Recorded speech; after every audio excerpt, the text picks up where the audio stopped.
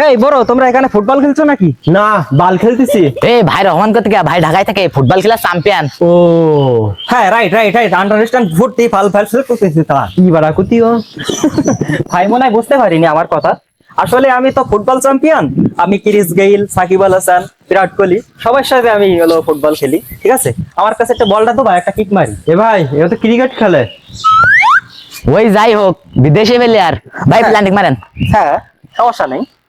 আমি নামার লুঙ্গি ফিন দায় আইছি। হ্যাঁ, একটা শট মারছে, ঠিক আছে? চশমাটা দেন, ভেঙে যেতে পারে। ও আচ্ছা।